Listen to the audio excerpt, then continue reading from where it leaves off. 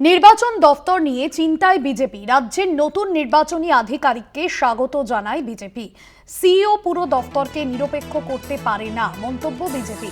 অমিত শাহর সঙ্গে নির্বাচনী দফতর নিয়ে বিরোধী নেতা ও রাজ্য সভাপতির কথোপকথন। রাজ্যের নতুন নির্বাচনী আধিকারিককে স্বাগত জানায় বিজেপি।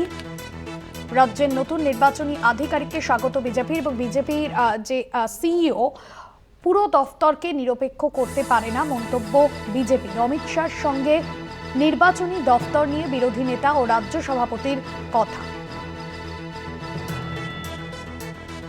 অমিত শাহর সঙ্গে নির্বাচনী দফতর নিয়ে বিরোধী নেতা ও রাজ্য সভাপতির কথা হয়েছে।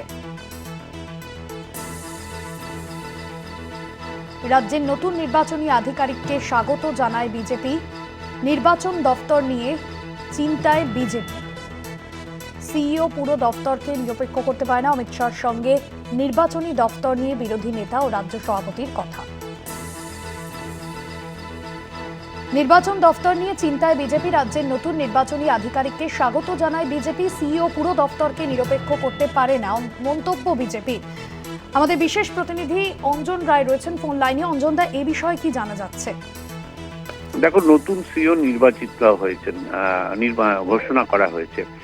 নতুন সিইওরই নেতৃত্বে কার্যত 2026-এর এ রাজ্যের বিধানসভা নির্বাচন হবে।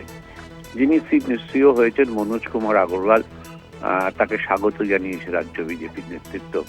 কিন্তু রাজ্য বিজেপির নেতৃত্ব মনে করেন যে একজন সিইও কখনো একটা নির্বাচন দপ্তরকে নিরপেক্ষ করতে পারবে না।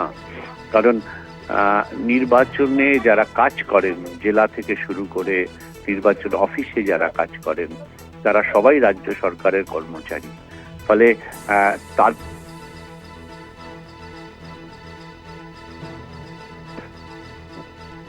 অঞ্জনদা, শোনা যাচ্ছে?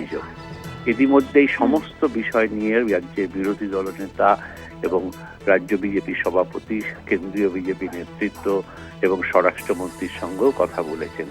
কিন্তু সংবিধান অনুসারে এই পদ্ধতির কোনো পরিবর্তন করা যায় না।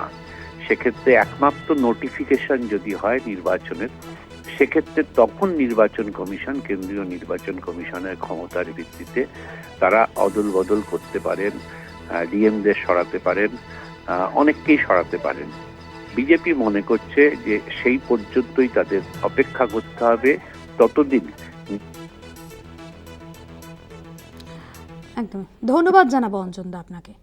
আমাদের বিশেষ প্রতিনিধি অঞ্জন রায় ছিলেন ফোন লাইনে।